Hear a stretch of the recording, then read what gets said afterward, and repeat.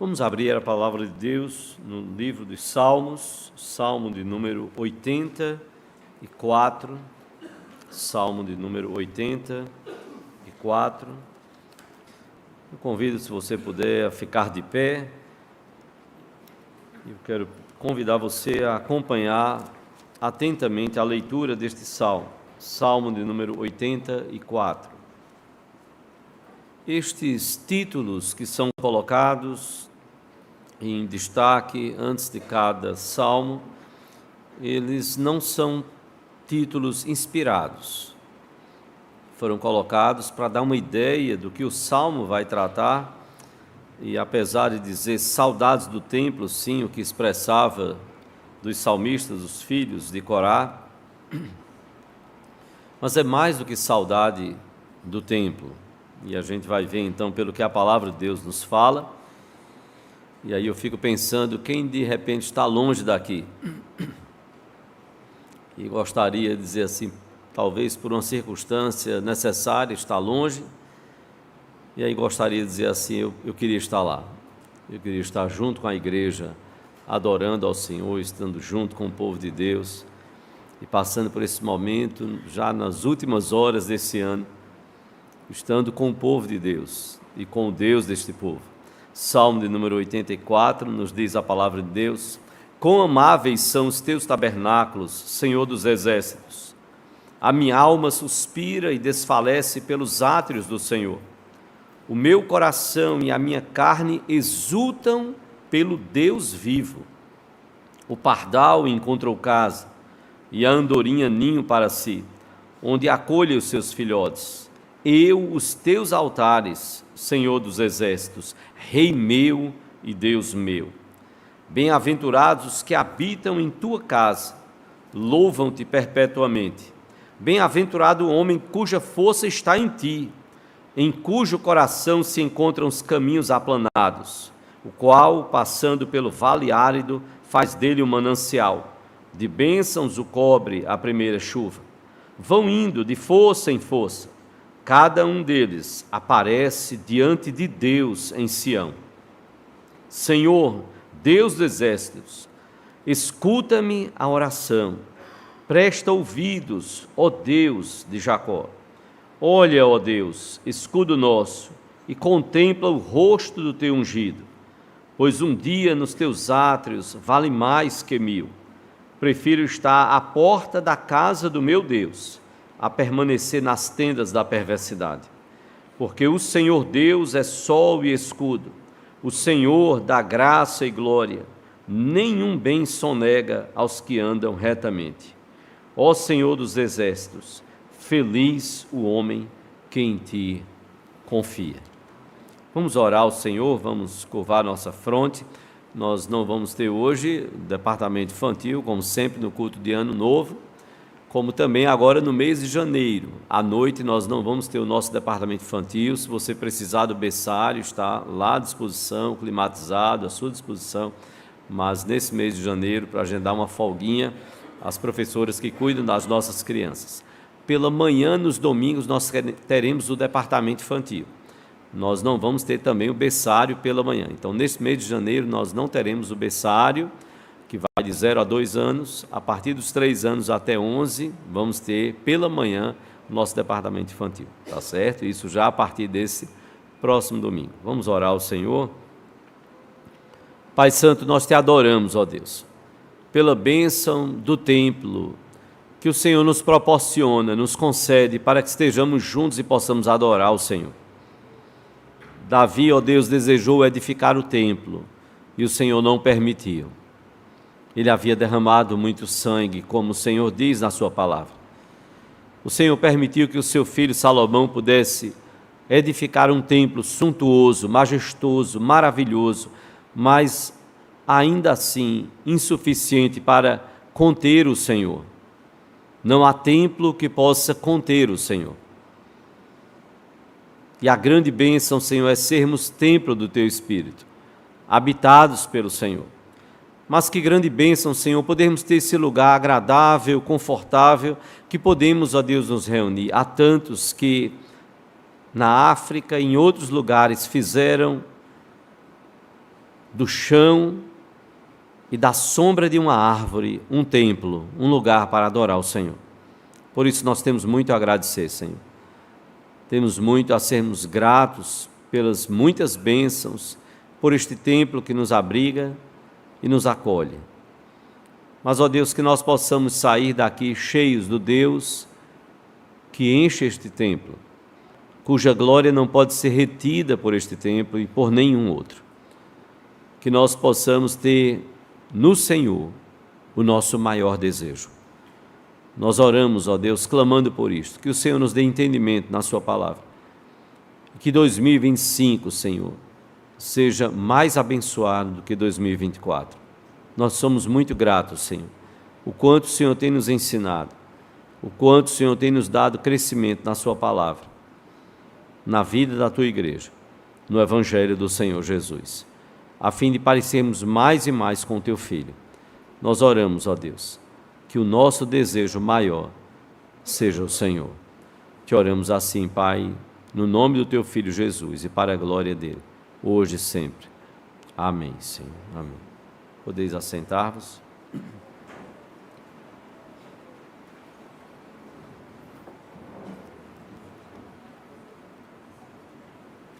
Meus irmãos, este é um salmo preciosíssimo.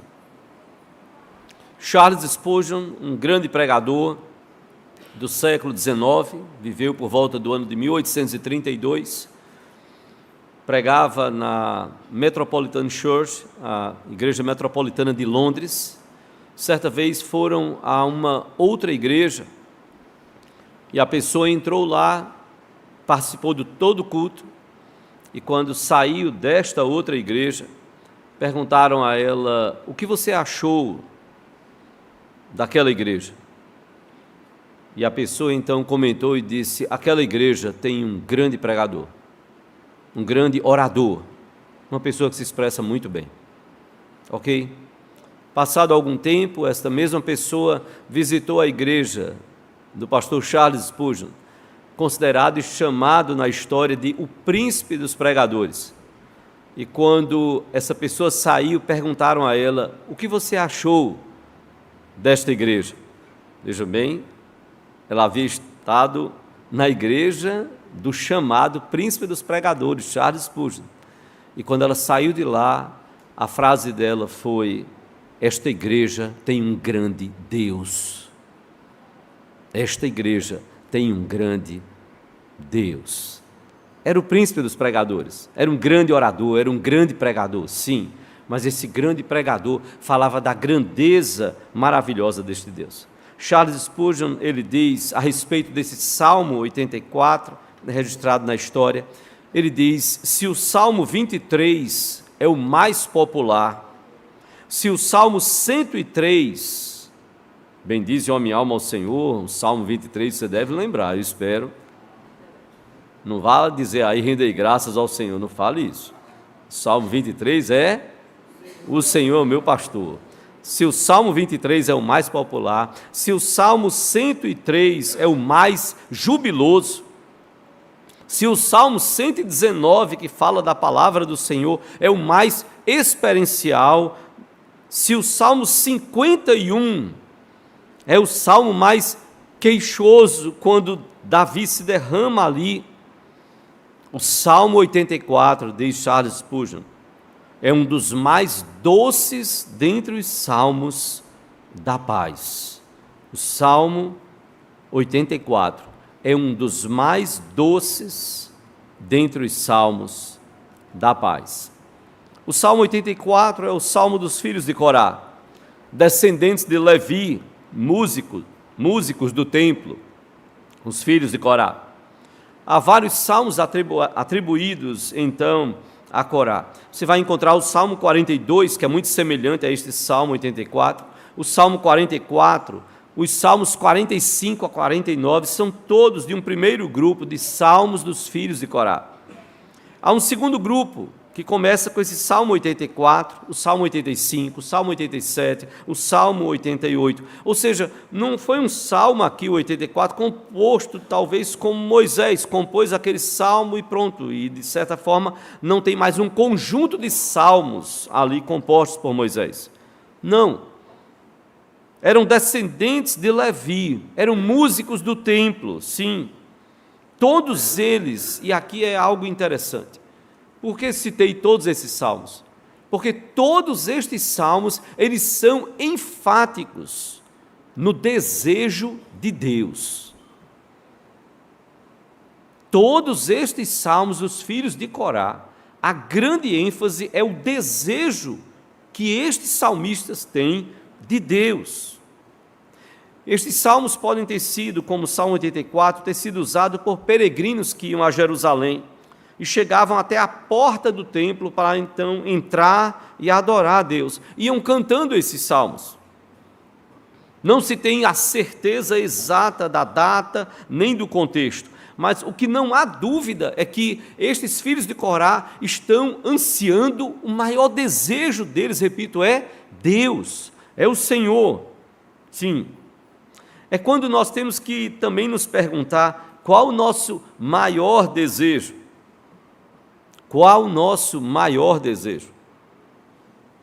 Há pessoas, então, tantos e tantos comentários aí, sempre a cada ano, sempre se repete, olha, se você quer paz na virada de ano, use branco. Se você quer esperança, use verde. Se você quer harmonia, use azul. Para você não pensar que eu estou falando da cor da sua roupa. Se você quer paixão neste novo ano, use vermelho. E se você quer dinheiro, use amarelo. Então, cada um vai dar uma olhada, e de repente você já deu uma olhadinha de leve na roupa de quem está ao seu lado, aí tudo. Mas, na verdade, escolhemos, e entendo que, como cristãos, escolhemos não baseados nisso. Não é? Não baseados nisso. As mulheres são muito cuidadosas, pelo menos a minha é. Ela sempre diz, qual foi a roupa que você usou no ano passado, para não repetir a mesma cor, a mesma camisa, mas não por superstição. Isso é cuidado feminino, que cuida de nós, homens. Aí. Mas veja, qual o nosso desejo? Mas há muitas pessoas aí fora que estão usando uma roupa com uma cor, e que se você falar com ela, ela vai dizer, não, eu estou usando essa cor porque eu quero isso. Esse é o meu desejo para 2025. Qual o nosso maior desejo? Há dias atrás, uma grande emissora do nosso país fez uma reportagem sobre os evangélicos. E eu confesso que eu fiquei pensativo, eu digo, rapaz, que imagem errada que está passando. Porque a reportagem mostrava vários grupos evangélicos indo aos montes. Ah, eu estou nesse monte aqui, eu estou nesse monte aqui. Veja, não é que é errado você orar no monte, mas contradiz tudo que Jesus falou lá para a mulher samaritana. A dúvida dela era em qual monte? É o Monte Sião, o monte do templo, e que se deve adorar, ou o Monte Gerizim, o monte dos samaritanos? Onde é que a gente deve adorar? Qual é o monte? Não tem mais monte. E Jesus vai deixar isso bem claro. A questão não é o monte, a questão é quem você está adorando. Este é o principal, não é o monte. Você pode ir ao monte? Pode, não tem problema, não é pecado.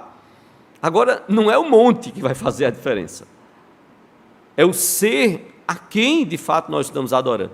Que pode ser adorado no monte, e pode ser adorado no mais profundo dos abismos, como Jonas estava no ventre do peixe.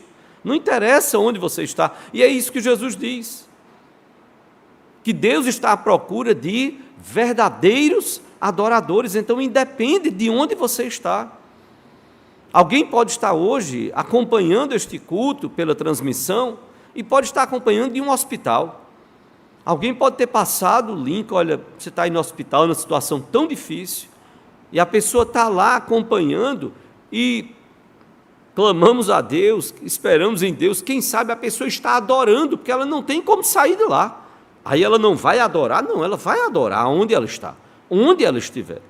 Pode estar numa viagem, em viagem, ou qualquer outro lugar, não é O lugar não é o monte, mas é Deus a quem nós dirigimos a nossa adoração.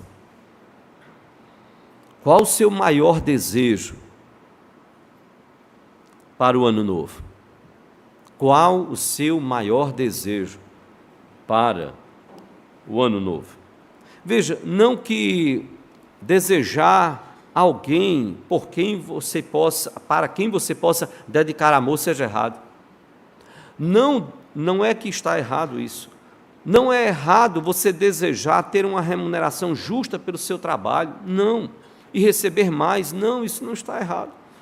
Não é errado você querer adquirir um carro, uma casa, ou o que quer que seja, não. Mas a questão é, de fato, qual é o nosso maior desejo? Trouxeram um pregador coreano. Ele lançou um livro muito interessante, A Vida de Oração de Jesus. Ele fez uma pesquisa, olhando todo o Novo Testamento, os Evangelhos, e foi extraindo dali os momentos de oração de Jesus. Muito interessante. E estávamos, nesses anos atrás, num lançamento lá na Luz e Vida, vários pastores, vários líderes aqui do Recife, de igrejas, e um pastor amigo chegou e disse: o coreano é muito egoísta. Eu disse: como é que você sabe? Ele disse: observe quando o pregador começar a pregar. Escute bem. Eu disse: mas eu não sei coreano. Ele disse: você não precisa saber coreano. Quando ele estiver falando, que ele estava sendo traduzido, você vai perceber como ele é egoísta. Eu disse: pela tradução? Ele disse: não, pela fala dele, perceba. E aí eu fiquei tentando entender o coreano. E eles têm um víciozinho de linguagem, como a gente tem. A gente fala, às vezes a gente fala assim, né. Os baianos dizem assim: vocês têm muito costume aí, pernambucano, de vice. E eu dizia: não, a gente não tem isso não. Que conversa é essa? Que vice? Ele se perceba na fala do pernambucano, como a gente usa costumeiramente. E aí eu comecei, toda vez que eu percebo, só, olha aí, a gente está até atendendo, vice, a pessoa dizendo vice, então, né, e aí eu disse: tá certo. Então eu fiquei olhando o coreano, ouvindo, e ele falava, a cada frase, ele falava em coreano, me dá. Eu só olhei, quase que eu perdi a mensagem, só aquilo já me dava agonia de ouvir, porque eu lembrava o que o pastor brasileiro tinha dito: o coreano é egoísta. Não, mas não tinha nada a ver com egoísmo, foi uma brincadeira dele. Depois eu peguei ele, eu disse: rapaz, quase que eu perdi a mensagem, eu não conseguia me concentrar direito, só em escutar aquilo, me dá, vinha o tempo todinho a questão do egoísmo. Veja, não é que está errado, mas o coreano falou de uma coisa muito séria. Ele disse: quando o evangelho entrou na nossa nação, na Coreia do Sul, nós tivemos um problema muito sério, que foi tratar dos novos convertidos. Porque os novos convertidos, que adoravam outras divindades, quando eles creram na mensagem do Evangelho, creram no Senhor Jesus Cristo, é como se eles estivessem apenas trocando a divindade. E o que eles pediam aos deuses deles, de outras religiões, eles apenas como que trocaram a divindade.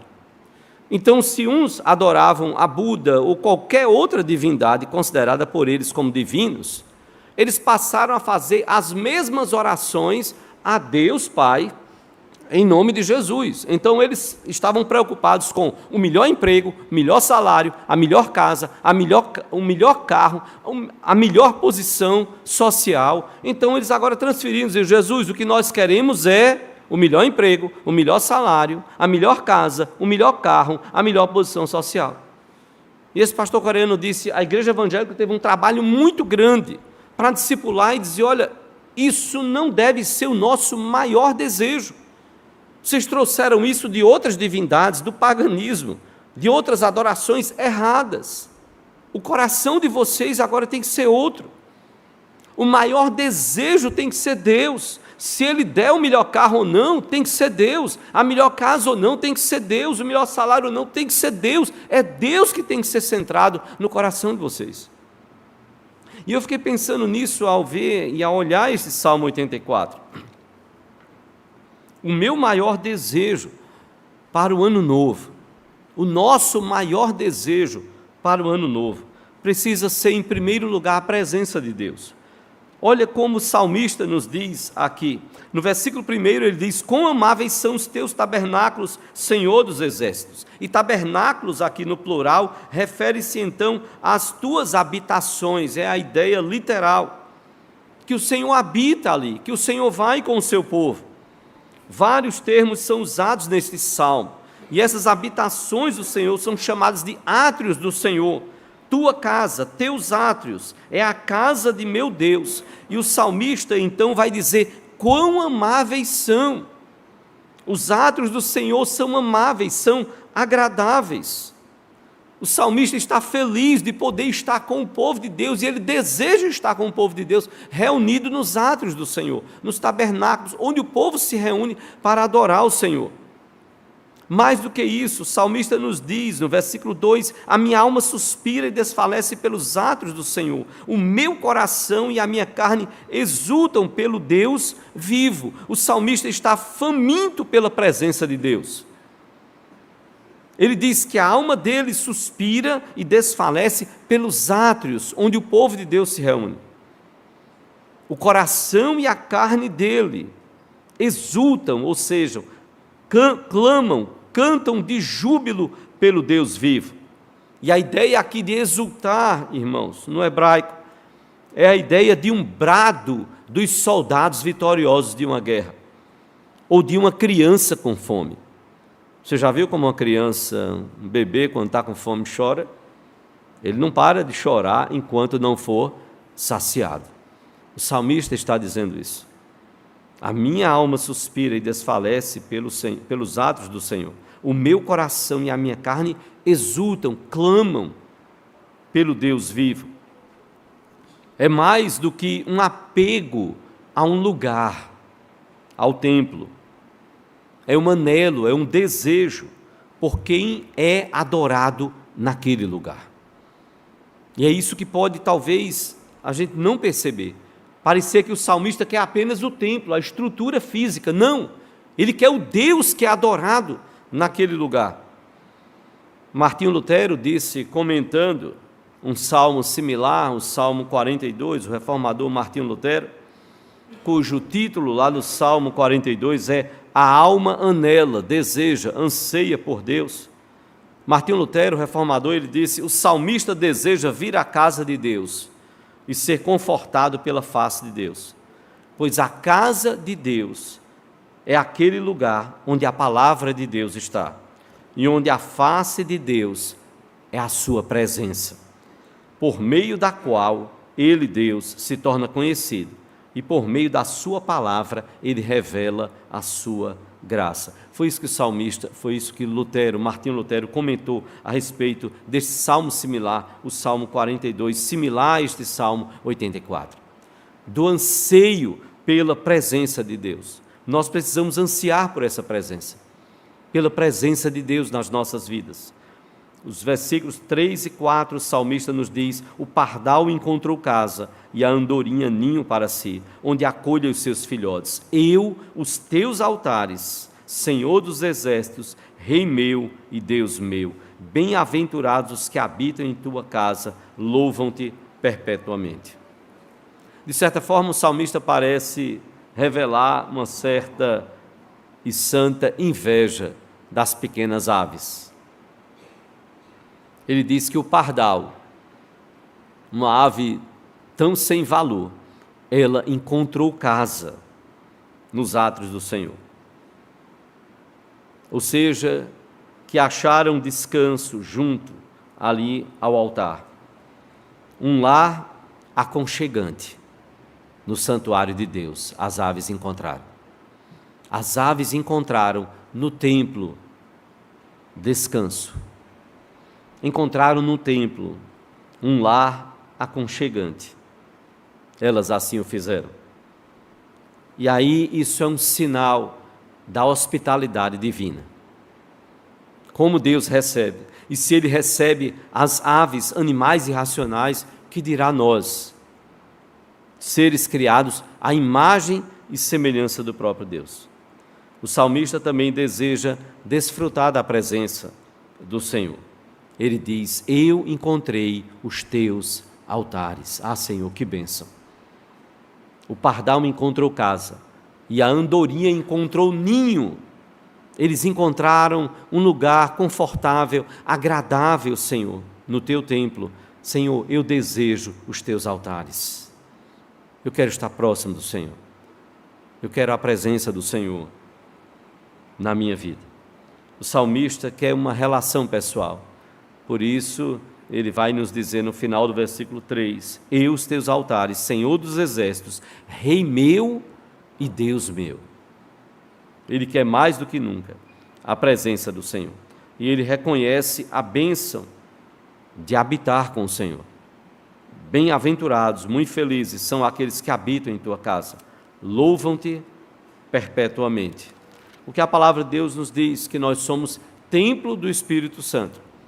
Quando nós cremos no Senhor Jesus Cristo, o Espírito de Deus vem e faz morada nas nossas vidas. Nós precisamos ansiar como salmista, nós precisamos ansiar, precisamos desejar. O nosso maior desejo para o ano novo precisa ser, em primeiro lugar, a presença de Deus. Mas não só a presença, o salmista nos ensina algo mais. O nosso maior desejo para o ano novo, além da presença de Deus, precisa ser o conhecimento de Deus. Olha como o salmista nos diz no versículo 5: bem-aventurado o homem cuja força está em ti, em cujo coração se encontram os caminhos aplanados. O salmista está dizendo que ele deseja conhecer, ele deseja andar com Deus. E o início do versículo 5 vai dizer: feliz o homem cuja força está em ti, está no Senhor. Esse homem bem-aventurado, esse homem feliz, é o homem cuja força está no Senhor. Os seus caminhos, dizem o final do versículo 5, esses caminhos são aplanados, e a ideia é de aplanados no sentido também de elevados, são caminhos altos. O injusto, o pecador, aquele que se afasta de Deus, não segue estes caminhos. São caminhos aplanados e elevados, ou seja, literalmente o que o texto está dizendo aqui é colocar o coração no caminho do Monte Sião, que era o lugar de adoração. Os nossos caminhos precisam ser caminhos que nos conduzem à adoração. Nós vamos conhecendo, sim, mais de Deus, e esse deve ser um anseio nosso, do nosso coração. Os israelitas devotos estavam sempre pensando no dia que eles estariam se dirigindo ao templo, que eles iriam subir ao templo para as ocasiões festivas. Tinham as suas moradias, os seus lugares onde viviam, e ansiavam então. Ansiavam pela Páscoa, ansiavam pela festa dos tabernáculos, eles queriam estar no templo adorando ao Senhor, porque assim eles conheciam também mais de Deus, e eles tinham história a contar sobre isso. O versículo 6 vai dizer o qual esses caminhos, e este Deus, e este homem, o qual passando pelo vale árido, faz dele um manancial, de bênçãos o cobre a primeira chuva. O caminho até o templo, até ao templo, era um caminho árido, era um caminho que passava muitas vezes por desertos, e o termo aqui, ele vai usar a expressão passando por um vale árido, a revista atualizada. A revista corrigida, uma versão antiga, ela diz aqui, quando diz o qual passando pelo vale árido, na versão corrigida ela diz o qual passando pelo vale de Bacar. E o vale de Bacar aqui era um vale de choro. Literalmente a ideia era essa. Um vale de choro, um vale de lágrimas. Era você pensar em momentos difíceis, em problemas, em dificuldades, mas veja, você não é vencido porque você está com o Senhor. E porque o Senhor está com você, atravessando, está conosco atravessando esse vale árido. Bacar era também uma expressão que era usada para uma planta, que no deserto ela gotejava, e daí dava a ideia essa planta que goteja e gotejava alguma substância, era justamente a ideia dessas lágrimas. De bênçãos o cobre a primeira chuva, faz dele um manancial. São esses caminhos aplanados, são esse homem cuja força está posta no Senhor, que atravessa os desertos, que passa pelo vale árido, que faz do vale árido um manancial, e que de bênçãos o cobre a primeira chuva. Deus abençoa, Deus transforma os desertos em mananciais, Deus cobre de bênçãos os momentos difíceis da nossa vida, e Deus se mostra presente. E o que esse salmista nos ensina é que nós precisamos conhecer mais deste Deus. Às vezes podemos passar pelos momentos difíceis e talvez, quem sabe, tenhamos passado momentos diversos, difíceis neste ano de 2024. E a grande questão é, o que passamos a conhecer mais de Deus? O que é que nós aprendemos em meio às dificuldades mais de Deus, naqueles momentos difíceis? Porque às vezes, se não aprendemos os momentos difíceis, para alguns vai ser mais complicado aprender nos momentos fáceis, porque quando está tudo bem, parece que as pessoas esquecem de Deus, e só vão lembrar de Deus nos momentos difíceis. Faça do deserto um manancial. Perceba a bênção do Senhor sobre a sua vida, nos momentos mais difíceis da sua existência. No versículo 7, o salmista diz, vão indo de força em força, cada um deles aparece diante de Deus em Sião. De força em força, de glória em glória, como diz Paulo lá em 2 Coríntios 3,18. Assim caminha um cristão, de força em força, na força do Senhor, na força que Deus vai dando para que a gente prossiga. E como diz Paulo em 2 Coríntios 3,18, de glória em glória, até a vinda do Senhor. De força em força, até Sião. O caminho é árido, mas Deus é a nossa força.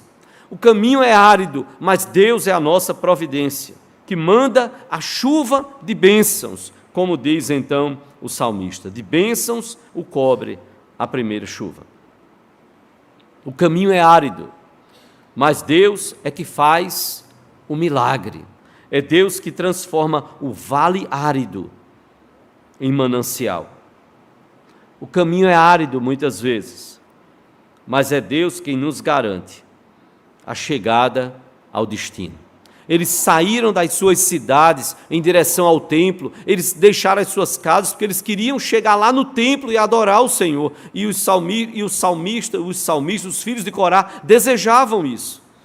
Desejavam estar no templo, mas não pela adoração ao templo, mas porque eles queriam, com o povo de Deus, adorar o Deus que era adorado ali no templo também, não só nos seus lares. O conhecimento de Deus vem através da sua palavra.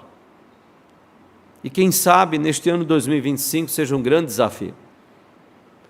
Talvez, se você parou de estudar a Bíblia, precisa vir para a escola dominical para estudar mais a palavra de Deus. Talvez você não tenha dedicado o tempo necessário para estar nos grupos de oração nos lares. Talvez você não tenha estudado o suficiente quando você está lá nos pequenos grupos, sejam eles quais forem, nos pequenos grupos. Talvez o líder está ligando para você, para dizer, presta atenção, você precisa estar lá no pequeno grupo. E você precisa ler o livro. Você tem os grupos, geralmente são quinzenais, a gente diz lá nos grupos de casais, gente, você tem 15 dias para ler 3, 4 paginazinhas, mas quanta diferença faz? Quando, por exemplo, como casais, ou jovens, ou adultos, estudamos algo, meditamos em algo, ter mais atenção naquilo que está sendo pregado, para perguntar, Senhor, o que é que eu estou precisando desta pregação? O que o Senhor quer? São tantas e tantas pregações, domingo após domingo, pela manhã, à noite, manhã e noite, sim, mas muda o que na nossa vida? Voltamos para que mudança? Precisamos conhecer mais de Deus, nas nossas devocionais, quando estamos sozinhos, quando ninguém está conosco, só o próprio Deus. E aí abrimos a Bíblia, aí oramos, meditamos, buscamos ao Senhor sozinhos, para conhecer mais de Deus, mergulhamos na sua palavra. Quem sabe este seja um ano para você que nunca leu a Bíblia toda. Nunca leu a Bíblia toda. Dizer: Senhor, eu vou começar. Hoje é dia 31, amanhã eu começo. Você pode ler 3, 5 capítulos por dia, mas você pode parar e dizer: não, eu não vou ter o desespero de ler em um ano. Eu vou começar a ler. E todo dia será pelo menos um capítulo eu quero ler. Ah, pastor, mas eu não entendo tudo. Não, nem o pastor entende tudo. Todos nós estamos sempre estudando. Mas você parar e dizer assim: o que foi que eu entendi desse capítulo? O que eu entendi, eu vou guardar no meu coração. O que eu entendi, eu vou tentar colocar em prática. E aí nós vamos conhecendo mais de Deus. À medida que meditamos na sua palavra, que oramos, que estamos com a vida sendo colocada também a vida na igreja. Qual o nosso maior desejo para o ano novo? O salmista nos ensina que o nosso maior desejo deve ser pela presença de Deus. O nosso maior desejo deve ser pelo conhecimento de Deus. Conhecer mais a Deus. Mas por último, eu quero olhar para esse texto e dizer: o salmista, os filhos de Corá, os salmistas nos ensinam algo mais. Que o nosso maior desejo para o ano novo deve ser pela santidade de Deus, pela presença de Deus, pelo conhecimento de Deus e pela santidade de Deus.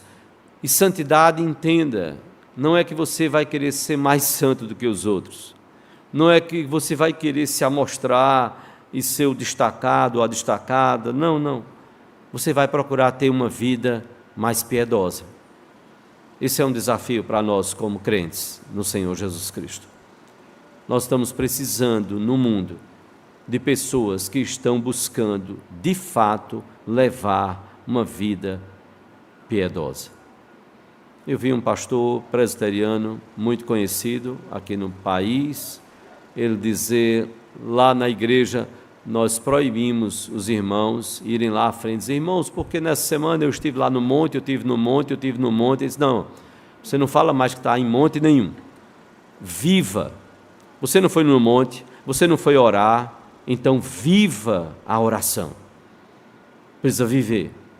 Não é só dizer que foi no monte, ou não é só dizer qualquer outra coisa, é viver, ter uma vida piedosa, que as pessoas possam ver pelo seu testemunho. Olha o clamor do salmista no versículo 8.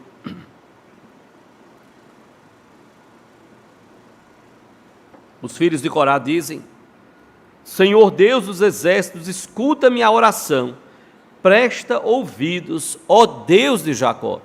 Você parou para pensar e para perceber um detalhe tão simples que pode, de fato, passar desapercebido aos nossos olhos.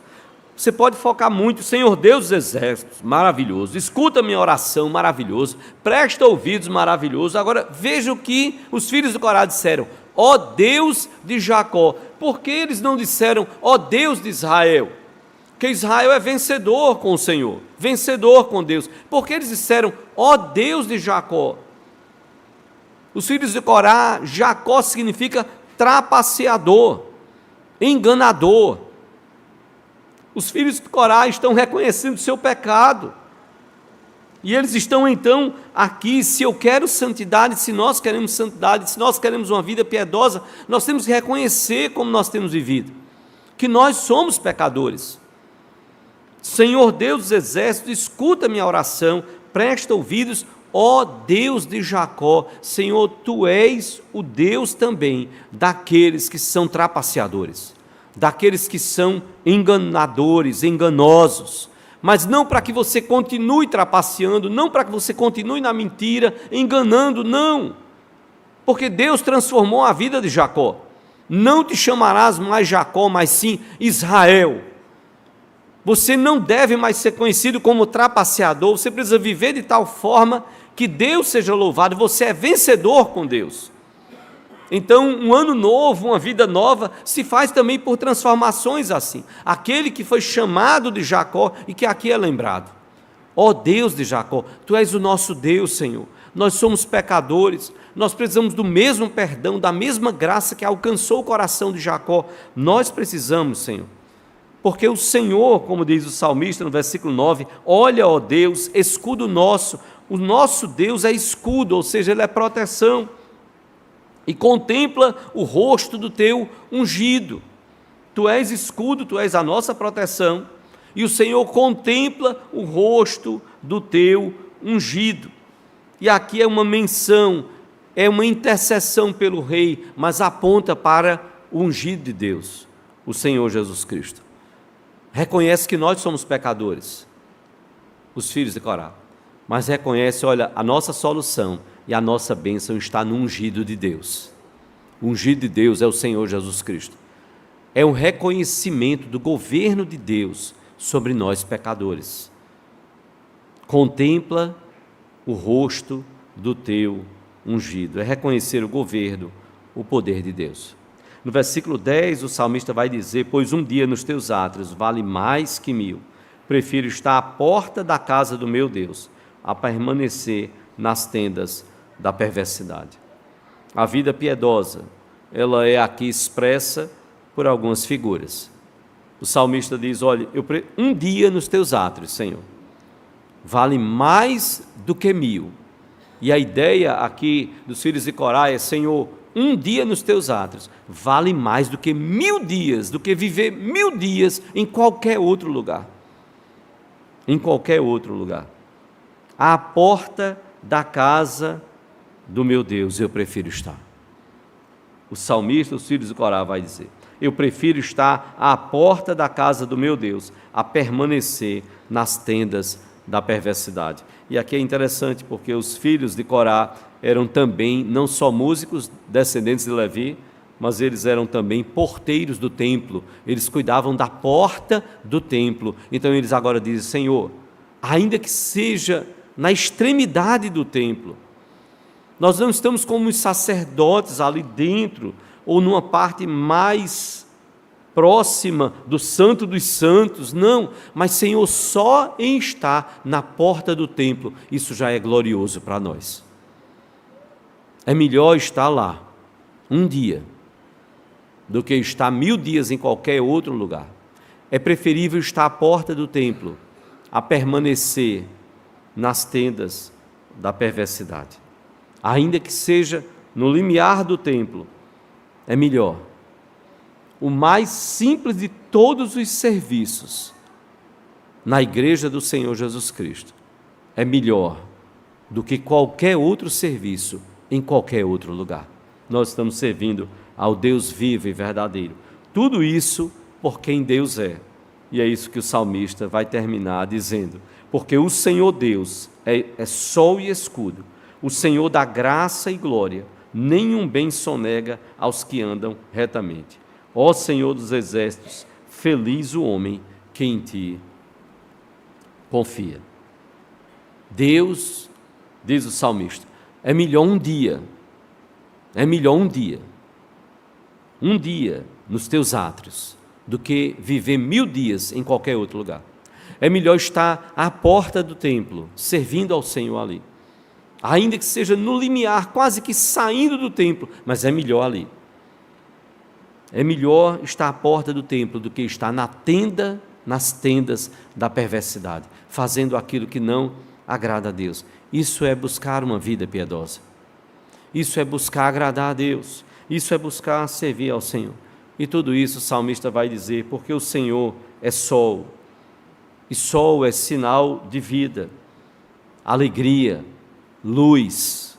O Senhor é sol e escudo, e como escudo Deus é proteção. Por isso que é preferível estar ali na porta do templo do Senhor do que em qualquer outro lugar. É preferível porque o Senhor dá graça e glória, e nenhum bem sonega aos que andam retamente, àqueles que vão buscar andar segundo a vontade de Deus.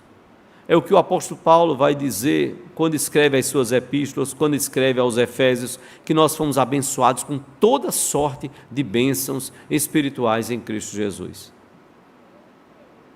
A igreja do Senhor Jesus Cristo, ela é abençoada com toda sorte de bênçãos espirituais. E é esse Deus que eu e você, nós precisamos adorar. ele não poderia terminar diferente o salmo do que dizer: ó Senhor dos exércitos, feliz o homem que em ti confia. Começa falando dos tabernáculos, mas são os tabernáculos do Senhor. Na verdade, o grande anseio dos filhos de Corá era pelo Senhor. Muito mais do que pelo templo, muito mais do que pelo culto, do que o serviço no culto. Sim, tudo isso, por estar no templo, por cultuar, por servir, sim, mas servir a quem? O templo de quem? O serviço de quem? Cultuar a quem? Os filhos de Corá podiam dizer: é ao Senhor. E você vai encontrar o nome Senhor em letras maiúsculas aqui, que é o tetragrama hebraico para o verdadeiro nome de Deus, está aqui. Que foram colocadas abaixo as vogais, numa tentativa de não se perder o que muitos judeus perderam a pronúncia correta, e aí alguns nessa junção aí vem Jeová, e aí o mais próximo, dizem os próprios judeus, seria Yahvé ou Javé, o mais próximo do nome de Deus. Mas o temor e tremor que eles têm de pronunciar o nome do Senhor, mas aqui estava o nome do Senhor. E aí então é traduzido por Senhor, que é o nome de Deus ali, do Deus único e verdadeiro. E o salmista vai dizer que feliz, ó Senhor dos exércitos, feliz o homem que em ti confia. Qual o nosso maior desejo para 2025? Eu quero conclamar você e o meu próprio coração a colocarmos o nosso maior desejo para 2025. Seja Deus nas nossas vidas. Seja o Senhor, Deus único e verdadeiro nas nossas vidas. A presença do Senhor, o conhecimento do Senhor, a presença de Deus, o conhecimento de Deus e a santidade de Deus. Buscar uma vida piedosa, que agrade ao Senhor, que possa dar testemunho. Como alguém perguntou certa vez, se você fosse condenado de ser um verdadeiro cristão, haveria provas suficientes para condenar você? Eu fiquei pensando sobre aquilo. Que coisa interessante, que pergunta interessante. Se você estivesse sendo acusado e condenado de ser um cristão, haveria na sua vida provas suficientes para que condenassem você? Qual seria o seu testemunho? As pessoas estariam acusando você de quê? E essa acusação, seriam provas suficientes de uma vida verdadeiramente cristã, piedosa? Qual o nosso maior desejo para o ano novo? Nos Estados Unidos,